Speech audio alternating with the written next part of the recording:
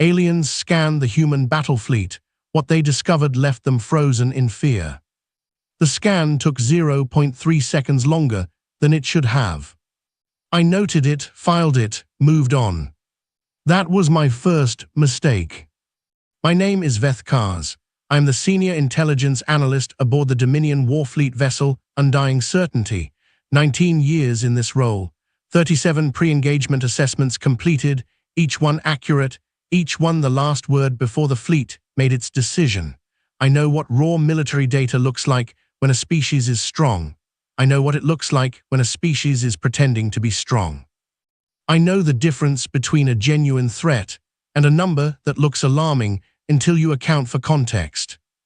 In 37 assessments, I had issued 8 genuine threat designations. The Dominion acted on all 37. The results were, without exception, exactly what I had predicted. The numbers had never been wrong. They would not be wrong now. That was not optimism. That was 19 years of professional record speaking.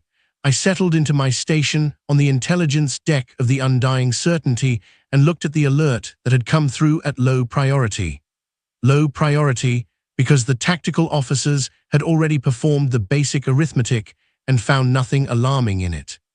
61 human vessels, appearing at the edge of Dominion-claimed space, dropping out of faster-than-light travel in a tight cluster at the system's outer boundary, not advancing, not transmitting, just arriving and holding position.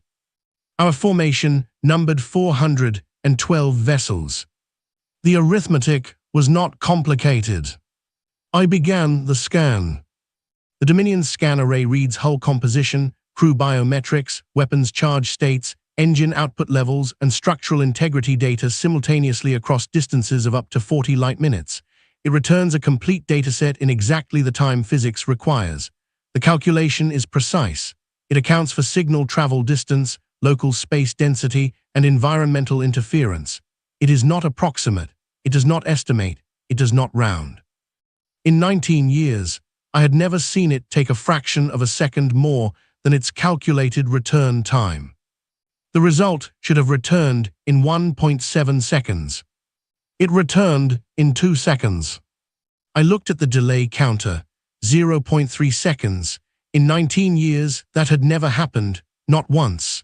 I opened a maintenance log, entered a note about calibration review, flagged it as low priority, and turned to the data. 61 human vessels.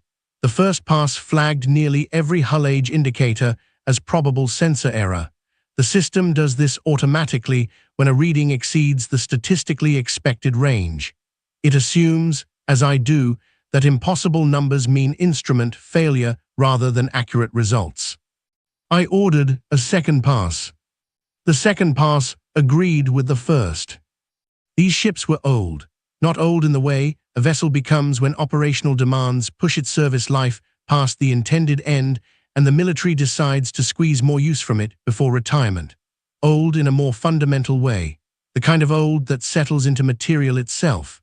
Hull plates carrying stress patterns from decades of pressure cycling. Drive cores with maintenance records so extensive they had become their own documents. The scan was reading ships that had seen things, which is not a useful analytical category, but it was the only one that fit. The fleet's average hull age across 61 vessels was 93 years. Some were considerably older. My scan technician, Drenola, looked up from his secondary console and told me that the human fleet's tactical formation was non-standard. Loose, he called it.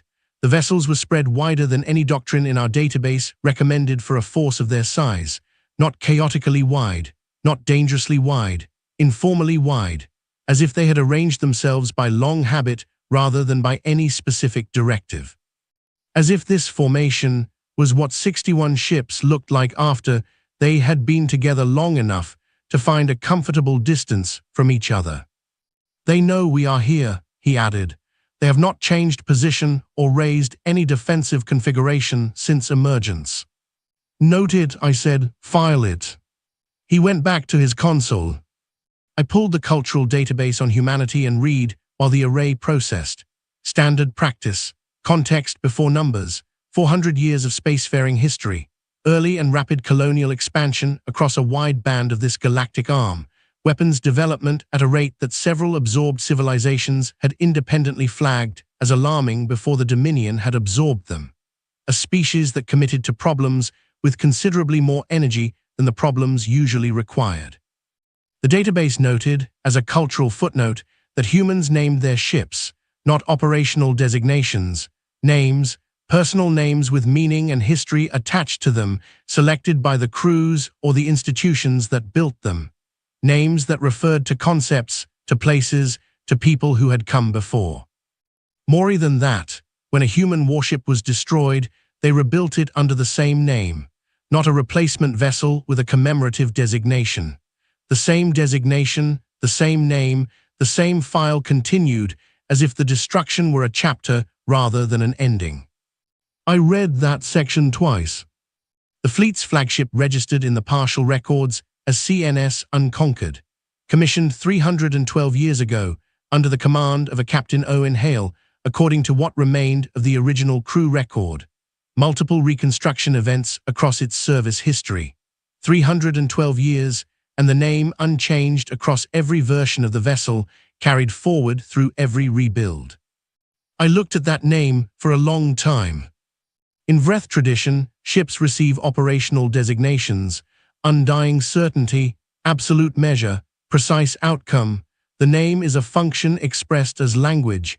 It describes what the ship is designed to accomplish. The name is a contract with the intended result. Unconquered is not a contract. It is a record. A ship announcing, in the clearest possible language, what has not happened to it yet. I filed this under Cultural Data, subcategory, Naming Conventions. Then I returned to the hull integrity analysis because the tactical officers needed my report within the hour and the numbers were straightforward. The recommendation was going to write itself. 61 ships, ancient, undersized, outnumbered by a factor of nearly 7. The numbers were going to hold. They always held.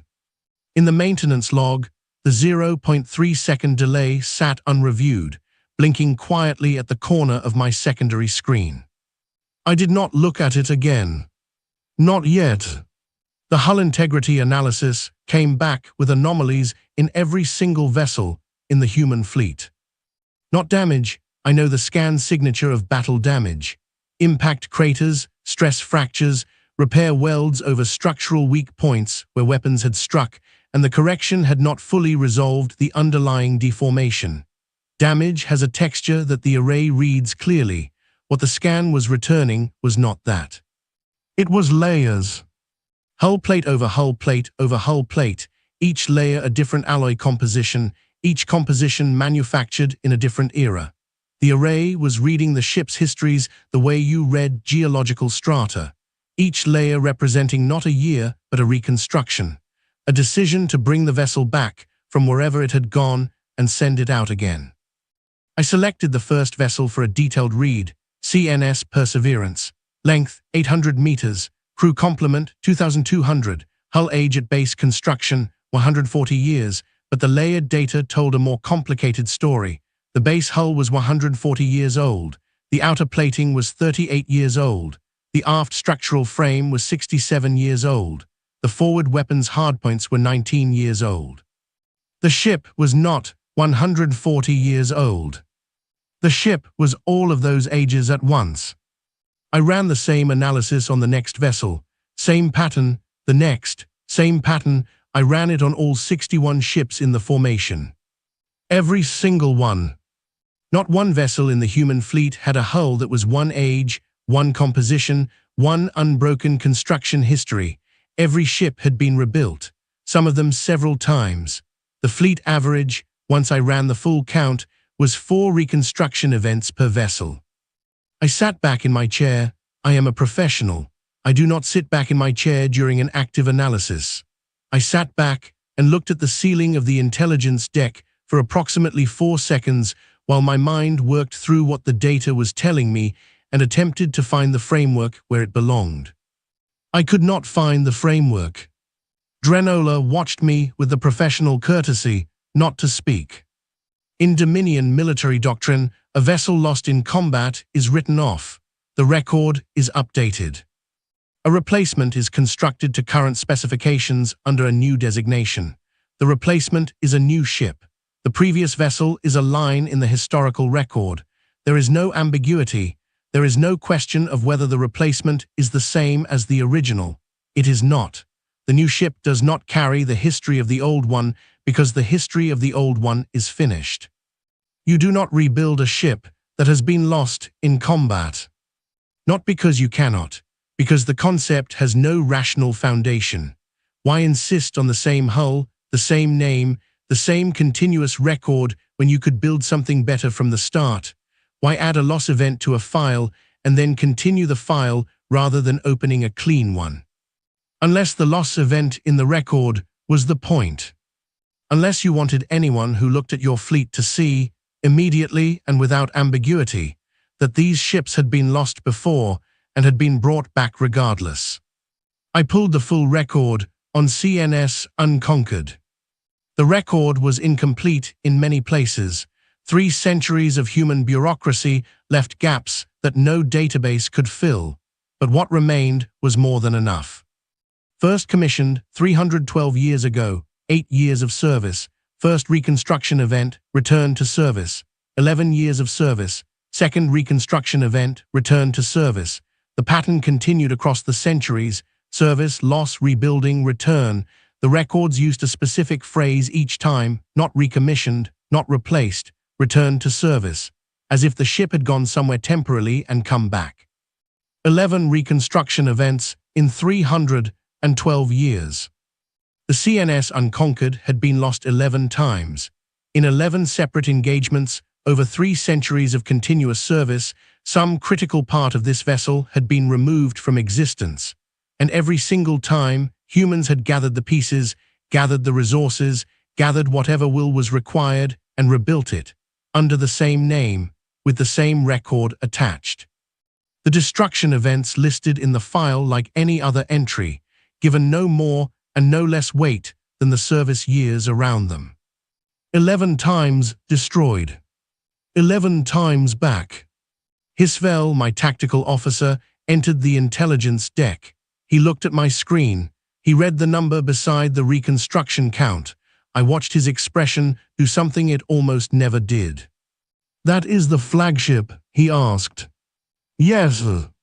"The 11 represents?" "Yes, sir." He was quiet for a moment. "For the full fleet, the average is 4, I said. "Every vessel in the formation has been rebuilt at minimum once. Not one of them has an unbroken hull history." Hisvel stood still. He is not a man who stands still. He processes information quickly and acts on it quickly, and the space between those two things is very small. He stood still for a measurable length of time before he asked, "What is the tactical implication?" I looked at the 61 vessels on my display. Each one a record of its own survival. Each one built from the evidence of what it had already been through, the evidence pressed into the alloy of its own structure, layer over layer over layer. "I am still working through the implications," I said. In 19 years, I had never said that to a tactical officer. Hisvel left without another word. I returned to the data. The deep structure scan was still processing. While it ran, I noted an anomaly I had flagged during the hull integrity pass, a layer of non-metallic material detected on the inner surfaces of several vessels, deep within the hull structure, sheltered from open space by multiple layers of metal. Non-structural, not energized. The composition read as calcium carbonate. Stone. The texture analysis suggested carved stone. I flagged it for the interior scan and moved on to the biometric data. The tactical officers were waiting for my report. The analysis had to continue. I told myself the numbers would hold. I was running out of conviction, and repetition was filling the space where the conviction had been. The biometric scan covers everything a living body does. Heart rate, respiratory function, neurochemical output, hormonal profiles, cortisol levels, adrenaline levels, the complete chemical portrait of what a body is doing and by extension, what state of mind it is in. Among its other functions, the scan produces a pre-combat psychological assessment. You look at tens of thousands of crew members and you read, in their own biology, exactly how they are preparing for what is coming. In my experience, a crew facing a superior force in a high-threat engagement produces a predictable profile: elevated cortisol, elevated adrenaline, suppressed non-essential physiological functions as the body prioritizes threat response, neurochemical markers consistent with high alert readiness, the body converting itself into an instrument designed for a single dangerous purpose. I had read this profile many times. I knew it the way I knew my own voice. I began the biometric scan on the human fleet. The results came back in standard time, no delay. I pulled up the cortisol overlay first because cortisol is the baseline of any threat response assessment, the number that everything else is calibrated against. The human fleet's average cortisol level was nominal. I checked the calibration. The calibration was correct. I checked the species index. Confirmed human biological parameters. Confirmed correct baseline values applied. The scan was running on the right species with the right reference data, and the data was accurate. Nominal cortisol, more than nominal in specific sections of the fleet, below the resting average. I broke the scan down by station, by department, by position aboard each vessel. In the forward gun batteries of the CNS Unconquered, the crew members responsible for the weapons that would fire first and absorb the first return fire in any engagement. The cortisol levels were reading below the resting average. I ran that section of the scan again. Same result. I pulled the adrenaline profile, slightly elevated, not dramatically, not at the level I expected from a crew that had just entered a sector controlled by a force 7 times their number, a level consistent with mild physical activity, a brisk walk, a game of some kind. I ran the behavioral overlay. This cross-references the biometric data with pattern analysis, reading what the bodies are doing, what motions and activities are associated with the readings I was seeing. The forward gun battery crews of the CNS Unconquered. 14 crew members at the most dangerous stations on the most dangerous ship in a fleet that had no logical reason for being here. 3 of them were asleep.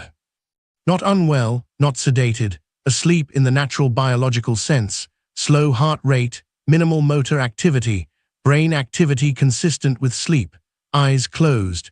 The behavioral analysis was confident in its classification. These were not people resting with one eye on the situation. These were people sleeping with every expectation that there was no reason not to. I did not check the calibration again. The calibration was correct. I knew the calibration was correct. I had already verified it, and re-verifying it would not change the number. I expanded the behavioral overlay to cover the full fleet. Across all 61 vessels, 46 crew members were engaged in non-operational social behavior, eating together in groups, conversing in numbers larger than any task required, playing games. The overlay flagged 6 separate instances of competitive games in non-duty areas, crew members gathered around something and apparently absorbed in it. 17 crew members across the fleet were in individual rest. Then there was the music.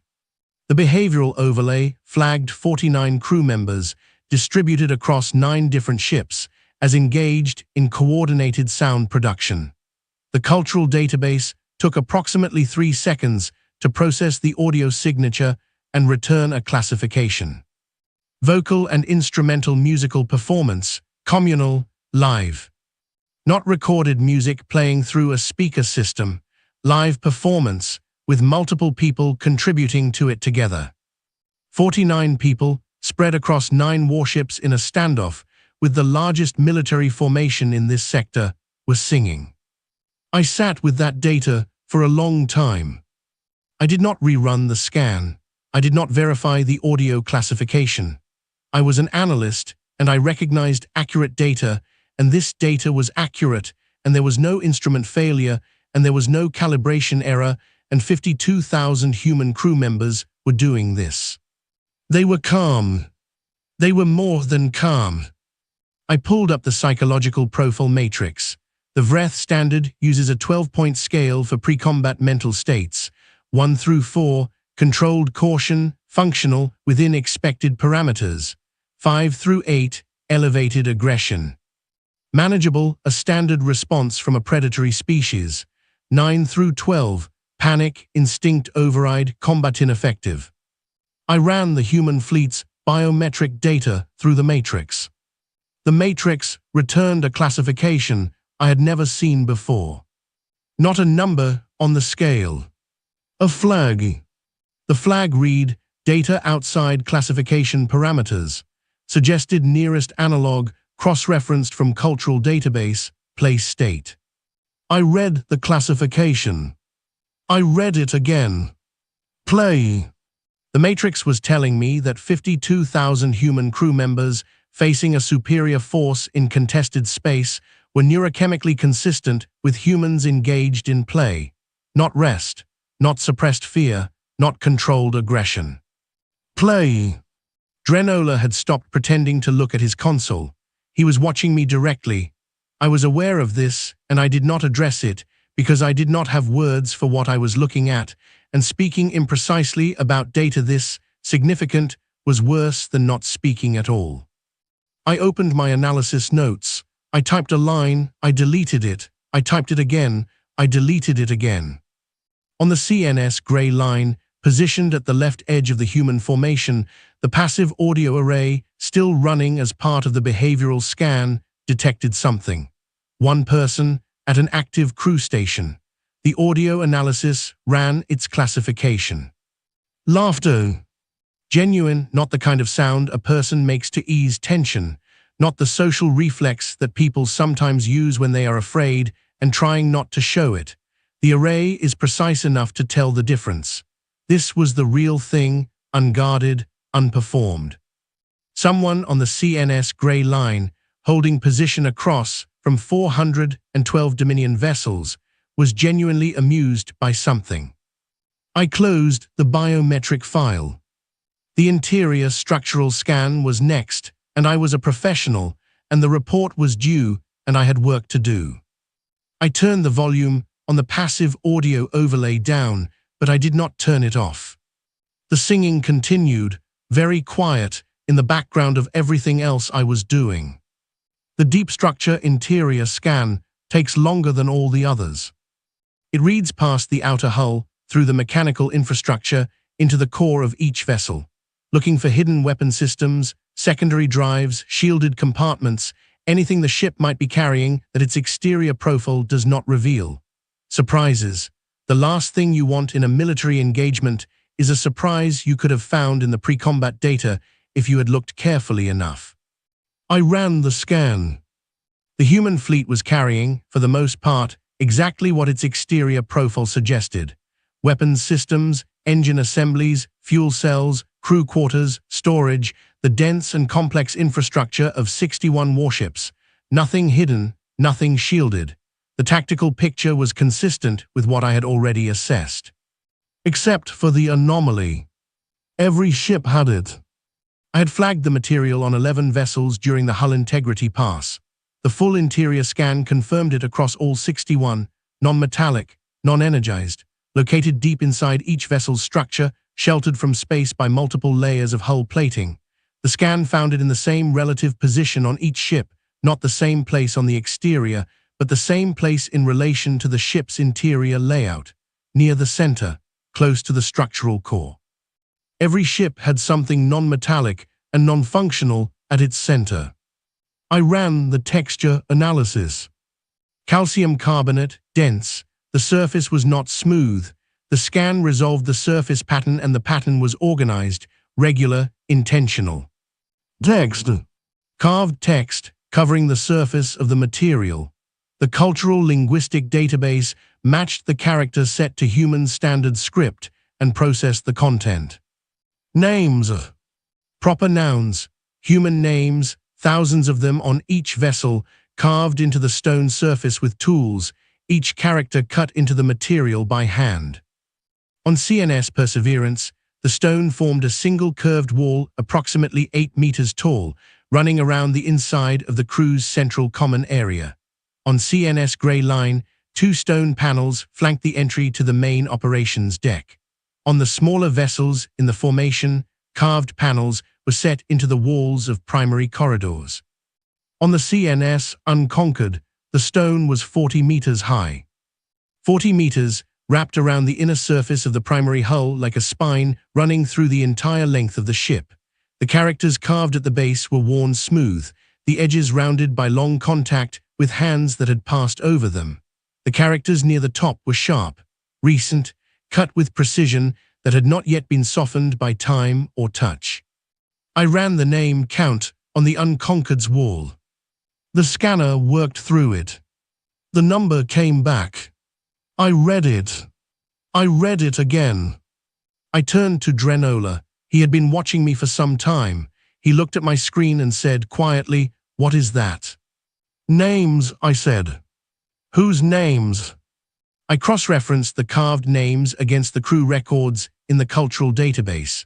The database matched the naming conventions to a specific category: crew personnel, CNS Unconquered, historical. The records were incomplete, as all the human records were, but the match was clear. Not the living crew. The names on the wall were not the people currently serving aboard the ship. They were every crew member of the CNS Unconquered who had entered this vessel's service and not returned from it. Every officer, every enlisted crew member, every person who had come aboard and been carried out on the ship's records under the notation the database classified as lost in service. 312 years of those notations. Every reconstruction event, every engagement, every version of the ship across 11 rebuildings, the names accumulating from the base of the wall upward across the centuries. The wall was their dead. All of them carried inside the hull, moved with the ship through every rebuild, every recommission, every time the vessel was sent back out. The list continuing from the bottom, new names added at the top, the wall growing upward year by year, engagement by engagement, the most recent additions still sharp-edged and waiting to be worn smooth by the same hands that had worn smooth the names below them. The ship carried its dead at its center.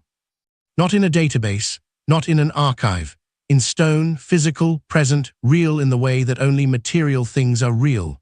The CNS Unconquered had been built and rebuilt and built again, and through every version of itself, through every reconstruction, the wall had come with it, the one constant across 300 years of change. I ran the cross-reference on the full fleet. 61 ships. 61 walls of names. The scan returned the total count of carved names across all 61 vessels. I did not move for a long time after I read that number. Drenola asked me twice if I was still working. I heard him both times. I did not answer. In Vreth culture, the lost are accounted for. The record is updated. Their function is noted. Their replacement is allocated. The process continues because the process must continue, and halting it for any reason, grief, sentiment, obligation to the specific individual who had been in the role, serves no function and impedes the work. You do not carry the lost with you. You replace them and move forward, because forward is the only rational direction. The humans carried their dead into every engagement. Into this one. 61 ships, each one with its wall of names at its core, each one moving through space with the weight of everyone it had ever lost secured at the structural center of the vessel, not preserved in a distant memorial, not filed in a record and closed, present, on the ship, in the space where the crew walked and worked and slept and sang and played games while waiting for a battle. The new names at the top of the Unconquered's wall, the sharp ones, the recently carved ones, there were people currently serving on that ship who had walked past those names, who had touched them, whose hands had pressed against the carved letters of people who had served in this same hull, under this same name, in the same long story the ship had been telling for 3 centuries. The living crew walking past the names of everyone who had come before them in this exact place. 300 years of dead, carried forward into the next fight and the one after that. I opened my analysis file. I looked at the tactical implications section. I typed 2 words. It's a grudge. I looked at those words for a long time. Then I left them there and moved to the final stage of my analysis. The long-range sensor array was still running its passive tracking on the human fleet. They had not moved. They had not transmitted. 61 ships, ancient and rebuilt, and carrying their dead in their hearts. Waiting at the edge of Dominion space, in a loose formation that looked more like a gathering than a battle line. I went to prepare my report.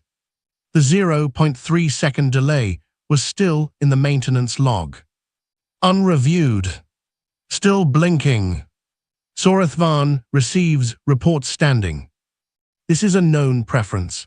She believes that receiving information in a seated position creates a subconscious association between analysis and rest. She stands, and she expects the presenting analyst to stand, and she listens to everything before she speaks.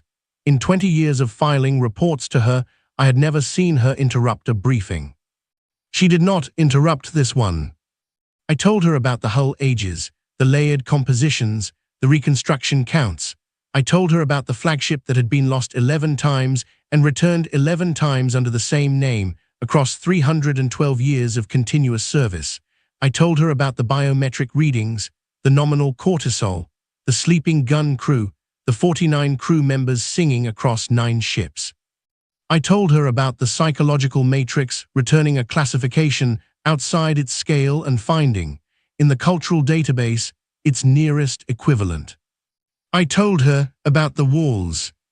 I took my time with the walls, not because the data was complicated, the scan results were clear, but because I had a professional obligation to be precise, and I was not entirely certain I had processed what I was describing well enough to describe it accurately. 61 ships, 61 carved stone walls at the center of each vessel, every one carrying the names of every crew member who had ever served aboard and not come home, 300 years on the flagship.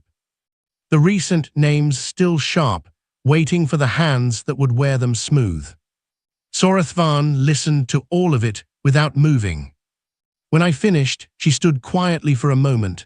Sorathvan processes before she responds.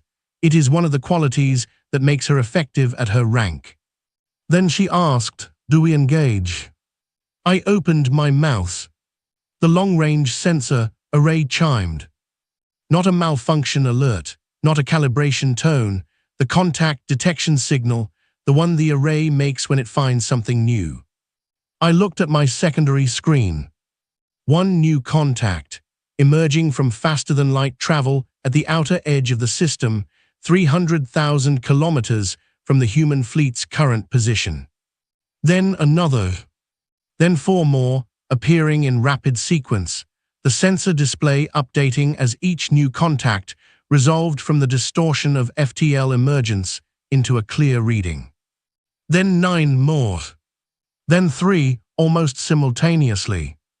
22 new human vessels had entered the system in less than 40 seconds, and the array was still resolving contacts that were still coming through. The new arrivals held the same profile as the original fleet, old hulls, layered compositions, reconstruction histories that the array read at a glance. These ships had the same story written in their structure that the first 61 carried. Sorathvan stood at the secondary screen beside me. Neither of us spoke. I ran the scan on the new arrivals, professional reflex.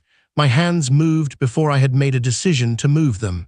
The scan was automatic, immediate, the practiced motion of 19 years. The result came back in 1.7 seconds. I looked at that number. 1.7 seconds. Standard correct, no anomaly. I thought about the original scan.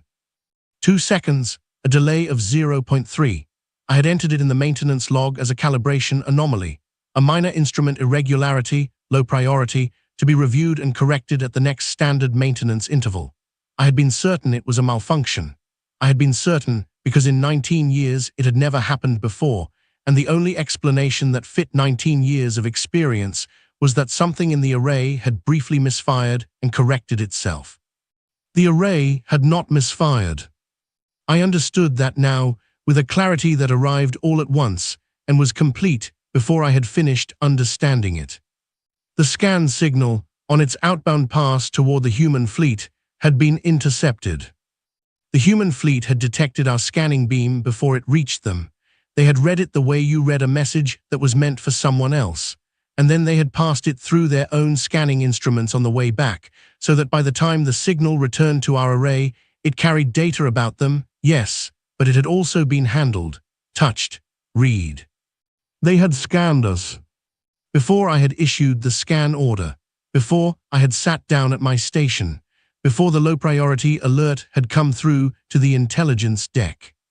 The human fleet had arrived in this system, and the first thing they had done was look back at us.